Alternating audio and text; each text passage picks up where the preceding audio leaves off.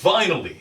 With the power of the two-side driver and the Holy L Vice stamp, I too can now catch the L's of Daiji.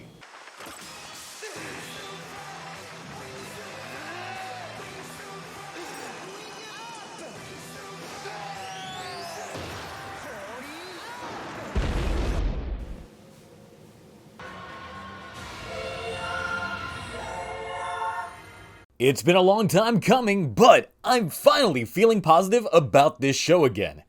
We've got a lot to unpack, so let's get right to it. When we last left our gang, Daiji, why can't I hold all these L's? Igarashi was fumbling over them so much so that the king of L himself, Hiromi, had to show back up just to catch the leftovers. Though Daiji is not one to hand the crown back over. Bath time with Hiromi and Iki results in him figuring out that Hiromi was indeed faking his amnesia in the Dear Gaga special. Turns out he's been back at the game for a while now and just working behind the scenes. Just because Akaishi was busy transferring assets from one base to another, Hiromi was able to alert people ahead of time, and thus, when Phoenix Base went down, there were no casualties. Look at that, Hiromi catching dubs, just when you can't see him. It's goddamn time for Karizaki. With Akimitarian gone, he can't make the terribly named device stamp to work. Since it relies on having those delicious, nutritious Gifu cells to make them work, hearing this, Genta makes it known that he's got these cells ready for Giffard. Though having the cells is one thing, transferring them is another. This will require a medical procedure that has a 50-50 chance of success. George doesn't like this though, since it re-emphasizes how terrible his father Masumi was. Death flags get raised immediately as Iki shows up to confront his dad, only for him to say this line. That's a big old red flag right there. After some hearts to hearts, Iki goes to meet with George and give him also a heart-to-heart, so he can try and make amends with his father. That being said, Genta records his goodbyes. Akaishi's unleashed a massive amount of demons, after earlier having the usual bad guy monologue in his office. Teaming up for the fight, we have Iki being Iki, Vice with the swagger, Sakura with the overconfidence, Hana with the anger, and Hikaru acting like we know him like that. Seriously, what's with this line? Now Hikaru is the arrogant pretty boy trope? Get out of my face with that shit. We get a decent group henshin with one good suit, two mediocre suits, and one terrible suit.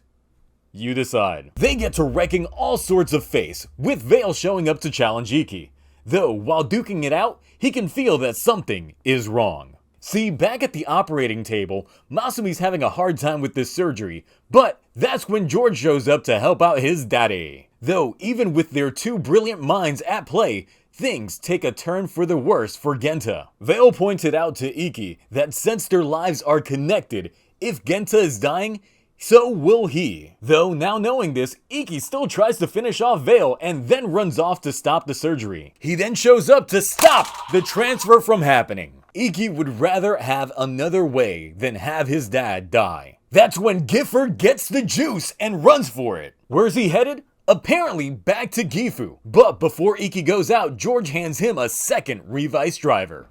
We get the return of my favorite form with the Terra Genome Revice chasing after Giffard. The grab results in one hell of a drag race. With Vice now in possession of Giffard, Iki tries to assist in splitting them in half. I didn't know it was going to be a magnet. With two drivers and a half Giffard each, Iki and Vice henshin into their ultimate form. It's clear why the budget was so tight these last few episodes, because they blew the money with this fight scene. The fight choreography centers on the magnetic traits of Giffard, allowing for attract and repel moves. They also demonstrate that Giffard has similar traits to the Gifu Jr. Vice stamp, being able to stamp it on any surface to make duplicates, and then have those duplicates make duplicates.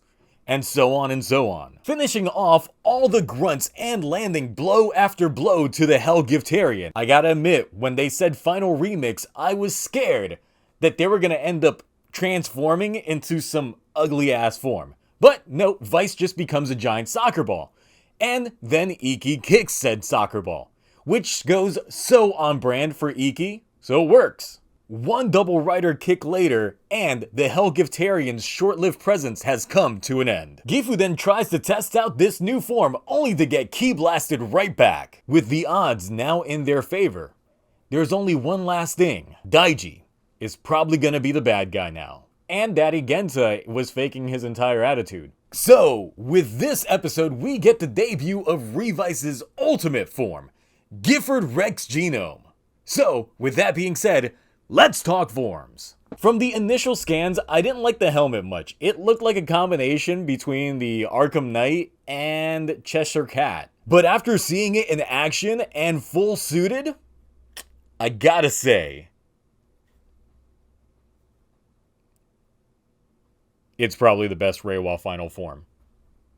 The color scheming being more inverse than general Revice works, as now blue is the dominant color, with pink being only for the accents. It blends in so much better with the driver overall. I also really love the futuristic feel to it. It's like the costume designer saw Kamen Rider Sentry and said, I want that in my Revice, since there are clear moldings in both the chest and the head, which gives it a more masked look. There's really not too much of a difference between Revi and Vice outside of an additional tail, the blue versus pink, and of course the helmet. I initially thought that all the zigzag teeth designs all over the suit would end up killing the design for me, but I actually like it. This is a better Magnet States than Magnet States. Rating time! As I mentioned before, I actually enjoyed this episode. As such, it will be getting the Agito A. Hiromi may be back, but he's not there in the forefront anymore because he was brought in for the sake of Daiji, pointing out that he can relate not having an inner demon since he lost his in episode 1.